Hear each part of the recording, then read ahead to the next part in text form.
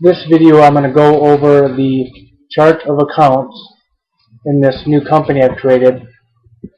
My videos are going to be showing different areas of bookkeeping demonstrated in QuickBooks, and I've opened up this new company I've got, just a generic company, and it opens up to this home page flow chart. You don't have to have it open to that, but I'll leave it for now. I'll be having videos on understanding credits and debits and understanding the expense, income accounts, liability, assets.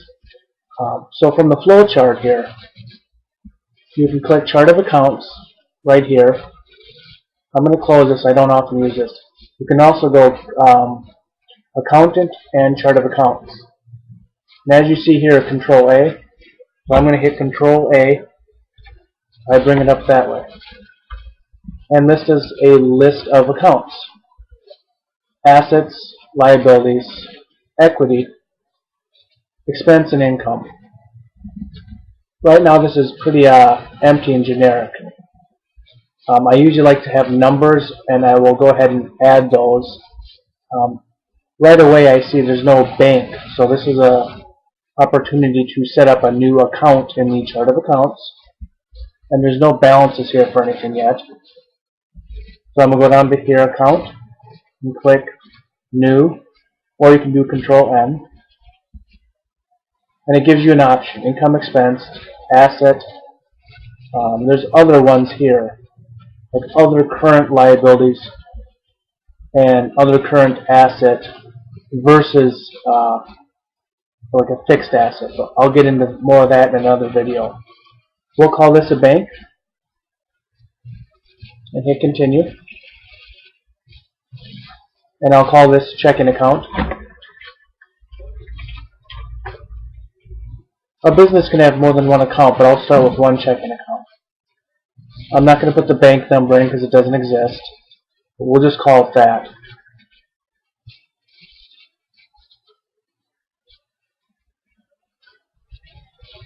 So now, at the top here, we have the bank, which is an asset, but it will say bank. Now, I do like numbers. It's a personal preference. I'll probably use 5 digits because I think that's what's most common now. So I'll go ahead here and set this up. I will have videos more specifically on adjusting the settings. This is specific to the Chart of Accounts. So under Edit, Preferences,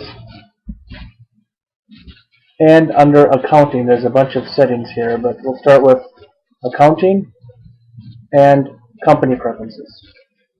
I'm going to put Use Account Numbers, and I'll even put Require Account Numbers, because I'm going to want to use them. Hit OK. And you see it added account numbers to ones that were already in here. That's from the setup, just kind of generic things get put in here. And as you can see, they're 5 digits. So the one I created for the bank, called checking account, does not have one, probably because I made it. Assets that includes the bank account are 1,000. As you can see, equity is 3,000 or 30,000, depends how many digits you use. 2 is liabilities. 4 is sales, the 40 or 4,000 series. What you don't see is the 5,000 or the 5s, and that's cost of goods. That is an expense, but it's specifically cost of goods. And then 6,000 for all other expenses. There are usually some odd and end ones, like other income, other expense is usually the 8.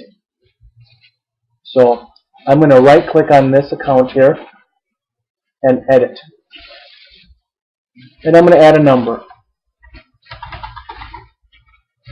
There we go. So 1,000, 10,000. So now mine has a number.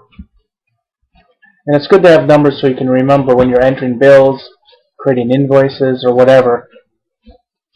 And here you go. The Chart of Accounts, again.